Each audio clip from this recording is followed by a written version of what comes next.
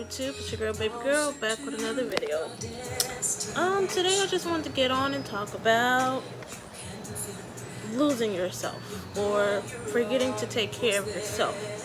We all do it, especially ones with big hearts, as like mine. We tend to forget to take care of ourselves because we want to take care of everybody else and make sure everyone else is okay and make everybody else happy. But we forget that we also have to be happy. We also have to take care of ourselves. We also have to make sure that our mental health is good, our emotional health is good, and our physical health is good. And we sometimes just don't take care of ourselves. And that's not healthy. I have always been one to want to make sure everybody else is happy, everyone's smiling, and whatever I can do for somebody, I do. And I've noticed that as of lately, I haven't been taking care of myself mentally. So anxiety, depression, it shows up and it just takes over. It takes over in the worst way possible. Some days I lay in my house and I don't want to go anywhere. A lot of days I don't want to drive anywhere. A lot of days I sit here and I just cry because I don't know what else to do. And I know I have family, I know I have people that I could talk to, but sometimes it's not easy to get someone to understand exactly how you're feeling and what you're going through. And then when you do talk to someone, you get a blank stare because they don't know exactly what to tell you to make you feel better. So I try to keep a lot of things to myself.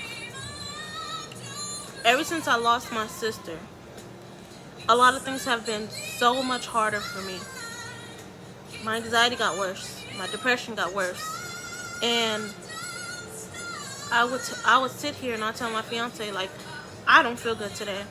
I'm just gonna lay down today. I'm not gonna go anywhere today. I don't want to do anything today. And he would notice that that's when my depression is kicking in.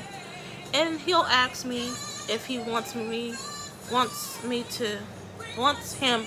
to stay home from work. I never told him to stay home from work for me because I have to learn how to deal with a lot of things on my own. I have to learn how to cope with a lot of things on my own. Yes, I know I have people that have my back that I could depend on when I need them. But what some people fail to understand, especially with a mental disorder or whatever, you really have to just let that person feel their emotions. You have to let that person ask for help. You have to let that person ask for advice. You can't just throw out advice. You can't just, jump in when you want to. That's not how it works.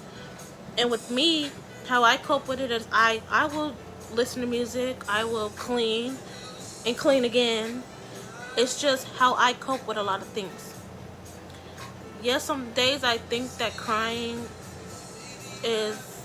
makes me like a crybaby or whatever, but I know that I have to let myself feel those emotions because I'm human and we all go through things, we all grieve differently, and we all feel things differently. So what I may cry about, another person might not cry about. And that doesn't mean that those people don't have feelings, because they do.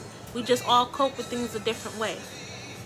And me coming into a relationship where my fiance hasn't lost many people in his family, so he doesn't understand how I feel at times. So when I get emotional, he's there to comfort me, but he hasn't gone through a lot of things. How he hasn't lost a sister, and I hope he doesn't lose a sister ever.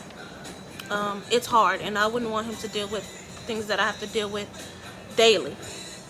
But it's just harder for someone who has not gone through as much as you have gone through to understand exactly how you're feeling, or exactly how something is, or why something is making you feel so down, and why it's hard to get out of bed some days, why you don't want to eat on some days, or anything.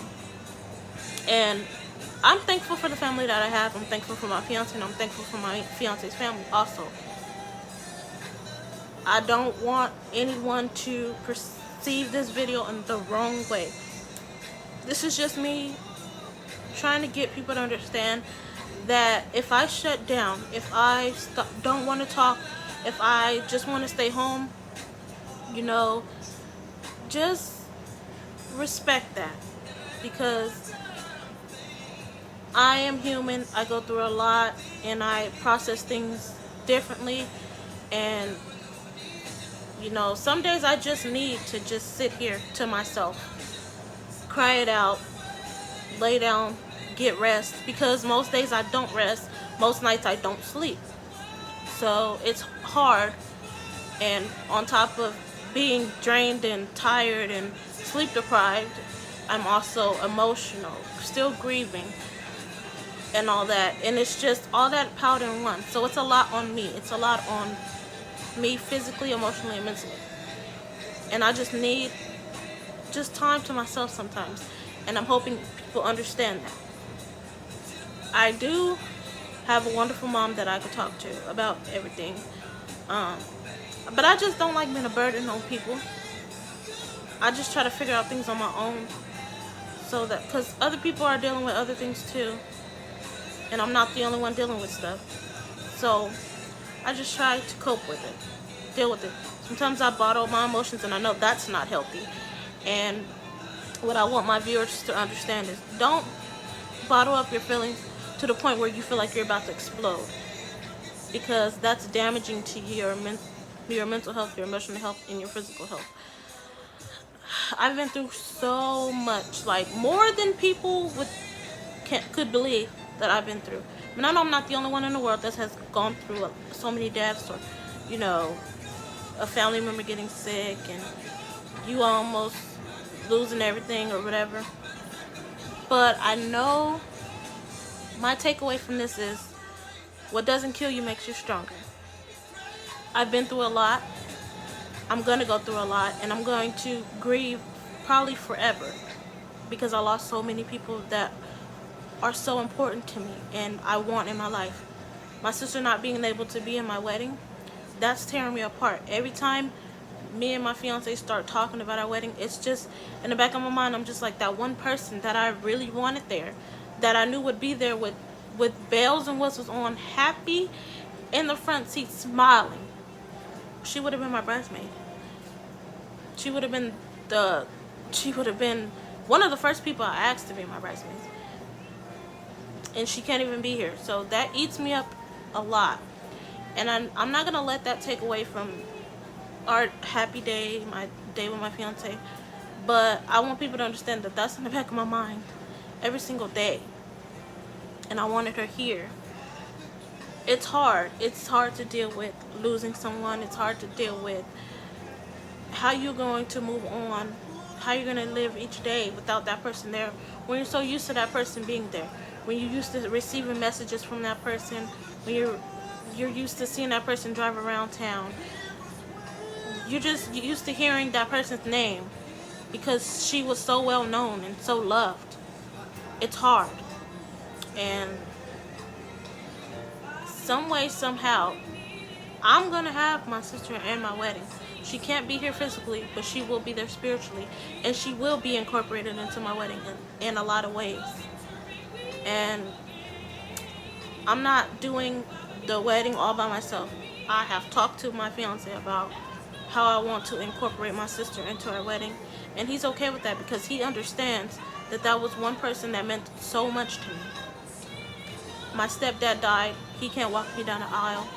So getting married and losing all the people that you would want there is hard.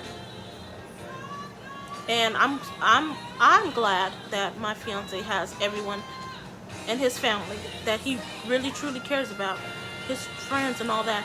I'm glad they're going to be able to be there.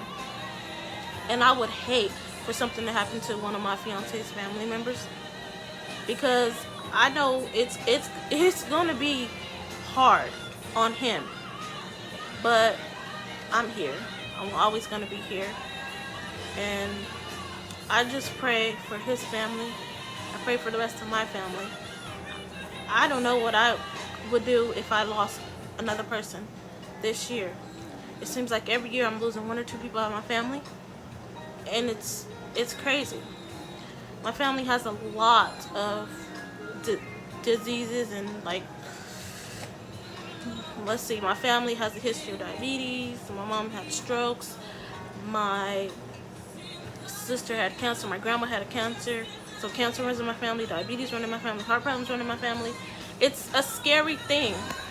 I don't want none of that. I would hate to leave my fiance here on this earth. And if I ever have kids, I would hate to leave my kids here on this earth. So I'm trying to take care of myself. I'm trying to take care of myself physically, emotionally, and mentally. So I'm here. I'm ready, and I'm available for, my family. It's hard, but anyways, as I was saying, make sure you take care of yourself. Yes, you might be a loving person. Yes, you might be, you have a big heart, but you also got to remember to take care of yourself, because at the end of the day, your health is also important. Your well-being is important. Just as well as you want someone else to be feeling good, you should want to feel good at the end of the day too. And I'm learning how to sit down, take a break, and take care of myself. And I'm glad that my family understands that. Understands that I need a break. I need to figure things out, and I need to take care of myself. Because my family knows I'm always going to be there to take care of them. But if I'm gone, who's going to take care of them? So, I just want everybody to just remember that. Just take care of yourself. Because stress kills. And you not being in the right headspace can kill you. Or you can harm yourself, do something your mind could take over. And you could be lost. A lot of people that go through depression, their mind takes over them. And their mind is telling them that, oh, you don't have a purpose. Oh, it's time to go. So when people talk about people with depression, they say that those people just want attention. Those people don't want attention. Those people, some of them could have had people to listen to them, or they've been trying to tell others how they've been feeling, but a lot of people won't listen. And it's hard to hear people say, oh, people with depression just want attention. That's not it. People with depression want to be heard. People with depression want to be cared about as much as they care about other people. People with depression feel like killing themselves is just the only way that they can escape everything that's going on in their life. And a lot of people won't understand that because they don't go through depression, or they have people that's there for them, or some people are just not educated. A lot of people are not educated on a lot of the mental health disorders that are out there. People will see a homeless person and say, oh, that person was on drugs and that's why they're homeless. That's not it either. Because a lot of homeless people had lives just like us. They had homes just like us. And something may have happened to where they couldn't afford to pay a bill, and they had to pick between which bill to pay, and they didn't have enough for rent, and they got evicted. So I don't like hearing people talk about homeless people either, because you just never know what happened to someone. You don't know their story. So until you learn someone's story, you cannot judge, because none of us in this world is perfect, and we never will be. No one is better than the other. No one is above another person. We are all humans. We all go through things, and we all have to figure out our lives, And unfortunately, a lot of homeless people are veterans. Veterans who the government or the U.S. government didn't care about. So they didn't have any housing. So they're just on the streets. So yeah, they might be on drugs now because that's the only way they can cope with not having nowhere to stay or having to sleep in the cold. It's a lot of things that a lot of people need to educate themselves on. And this video has turned into a lot of different topics in one, but that's okay. But a lot of homeless people had a story just like ours, and something went left, and now they're homeless on the streets, sleeping on the streets, doing drugs, or killing themselves because they have nowhere to go or no family to go to.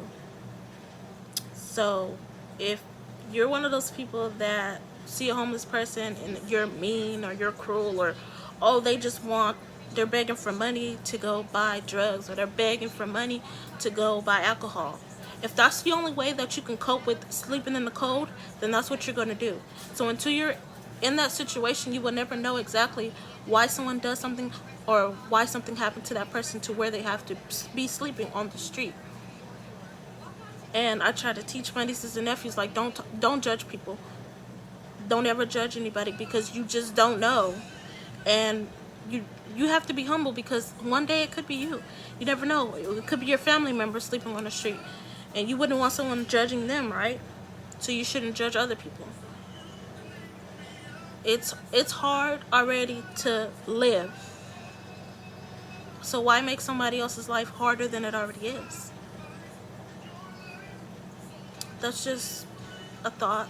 And I hope people are really teaching their family, their kids, that not all homeless people started off doing drugs.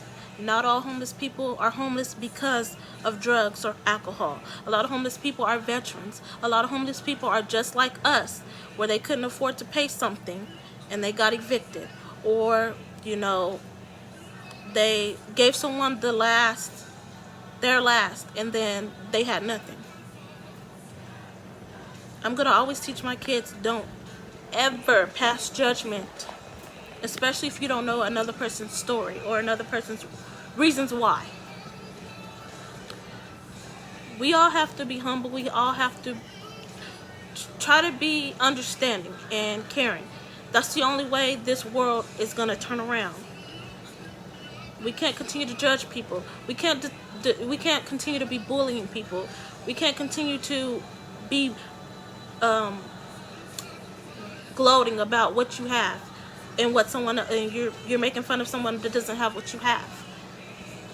Because at the end of the day, everything you have can get taken away from you. Your home, your car, your family. You can lose everything in the blink of an eye. So humble yourself and continue to be understanding and caring. Continue to preach, teach other people that bullying, that talking about people, that's just not okay. I could never, ever, ever just sit there and look at someone that's sleeping on the street and be like, oh, they deserve to be there. Because nobody deserves to be on the streets. Nobody deserves to be going through a lot of things that they're going through. A lot of people don't deserve to die. People really need to start thinking, because the things that you say, you don't ever know how it's impacting someone. You could say something wrong, or say something you might give your opinion. Oh, you're homeless because all you want to do is drink alcohol. That could be the last straw in somebody's life that's probably always been bullied their whole life, and they can go walk right in front of a moving car and just end it all. They could jump off a bridge and end it all. There's a lot of stories on the news where people are standing on the bridges and they want to jump, and people are saying, oh, they want attention, or they just want to be on the news, when that's just probably not even the case. The case is they are trying, or they want better and can't get better right now. So ending their life is just the only way to just get away from it all. There's a lot of maybes, huh? In this world, you just never know. People need to be nicer. People need to think before they speak. Educate yourself. Know more. Knowledge is power.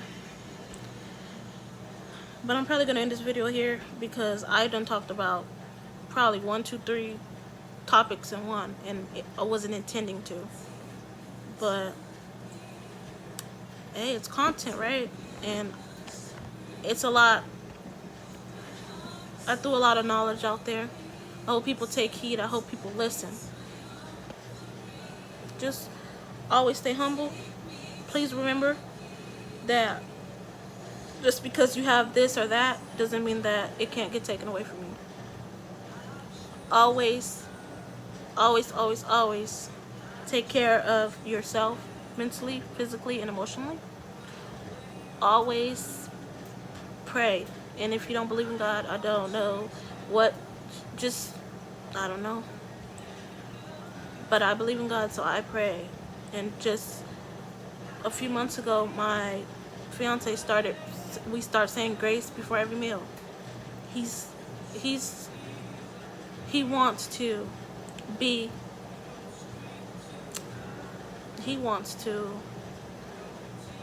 I don't know if he doesn't say he doesn't believe in God. I'm pretty sure he does. But he wasn't that into it. And he's slowly like praying with me and all that.